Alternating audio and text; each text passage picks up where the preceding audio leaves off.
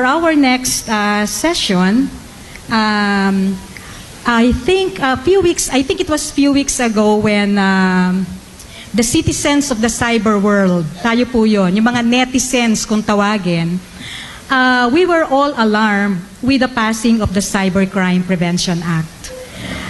Amidst the preparation for KEC 8, nagkaroon po ng usapan yung mga KEC 8 organizers na with the kind of audience or with the kind of delegates that we are expecting to attend to KEC 8, hindi ba magandang pag-usapan natin ang cybercrime law?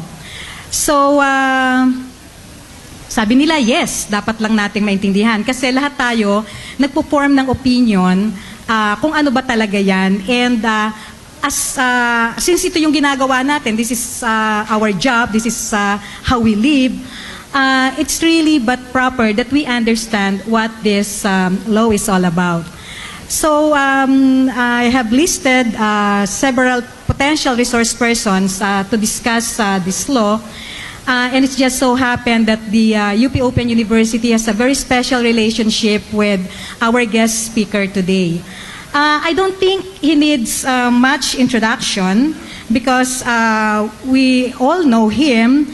But siguro just yung mga ibang bagay lang na hindi pa masyadong alam ng karamihan sa naririto sa atin ngayon. So medyo nag-download lang ako ng konting information.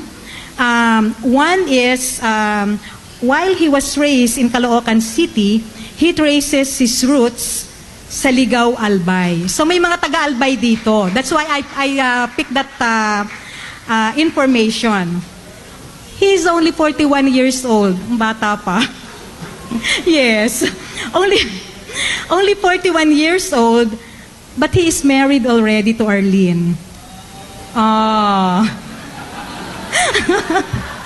With 2 children.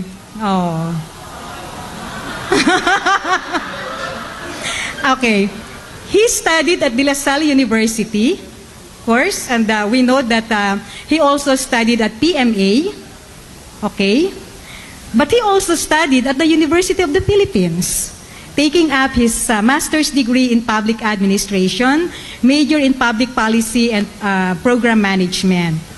Okay, so for the duration of his masteral program at UP, he received 2 University Scholar Awards for obtaining 2 semestral GPAs of 1.0 to 1.25. And a College Scholar Award for obtaining a semestral GPA of 1.25 to 1.5. Mukhang ang lowest grade niya ay 1.5. Okay.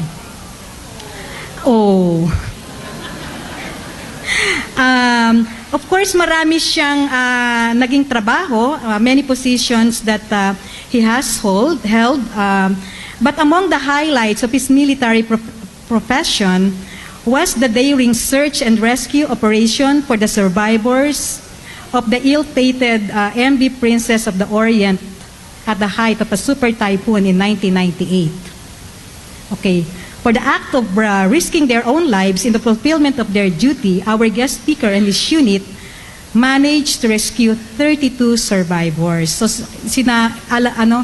inialay nila yung buhay nila para ma-rescue yung mga naging biktima nung super typhoon noon.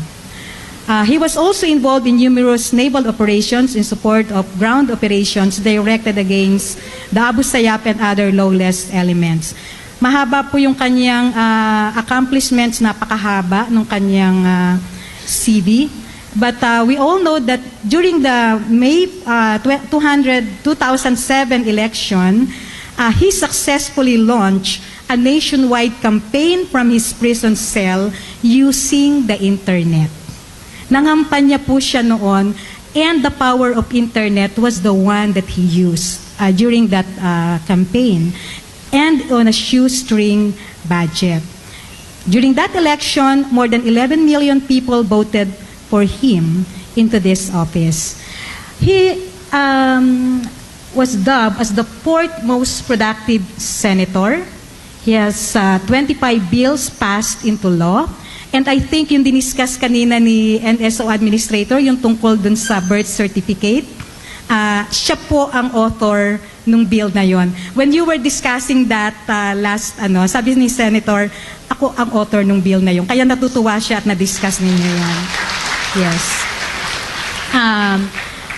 He has filed 712 bills and resolutions.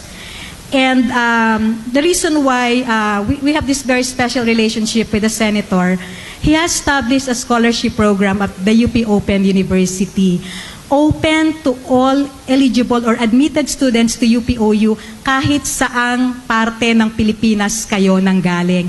Basta kayo ay natanggap sa UPOU at nag-qualify kayo dun sa scholarship criteria namin, pwede kayong mag-avail ng scholarship grant from our guest speaker. And he also believed that through ICT, we could achieve good governance. It is an honor and a pleasure, my colleagues, to introduce our speaker today, Honorable Antonio Sani F. Trillanes IV, the Senator of the Republic of the Philippines. Sir.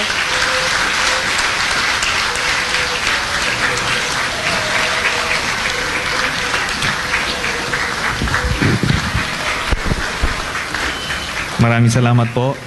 Please take your seats. Engineer Dennis Villorente, Director of Advanced Science and Technology Institute and OIC of the National Computer Center, Mrs. Carmelita Ericta, Madam Carmelita, NSO Administrator, Miss Maria Teresa Camba, Director of Operations of Telecenter Org Foundation, Dr. Angelo Juan O. Ramos, Chair of the Philippine Community E-Center Network Incorporated, our local chief executives who are present here this afternoon. Of course, Dr. Mel Bandilaria, ma'am, Conference Chair. Mr. Bert Bariga, ICT Davao. KEC 8 delegates. Mga tugang ko sa Kabikulan, Marina Bangge. Marina hapon, sa Indo. Ladies and gentlemen, good afternoon. I would like to congratulate the organizers of this year's conference, the Philippine Community E-Center Network, and the National Computer Center for successfully holding the 8th Knowledge Exchange Conference on Community E-Centers. It is an honor to be invited and have the opportunity to speak before you this afternoon, particularly on the subject cybercrime law, which has been a controversial legislation and the subject of news for many weeks now. The government faced a nationwide online protest due to the passage of Republic Act 10175, also known as the Cybercrime Prevention Act of 2012. This outcry was due to the questionable provisions of the said law, which allegedly curtailed the freedom of speech of the people. But what really is the content of this law? What does it intend to promote and address?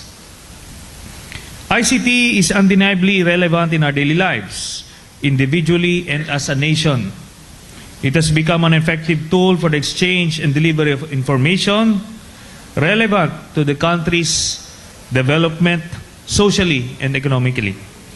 However, with the nature of this technology and the rapid development in information and communications technology, new forms of criminals and criminal activities arise, which are not covered by the existing laws.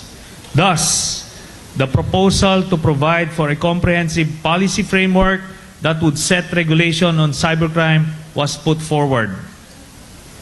Admittedly, I was the principal author of this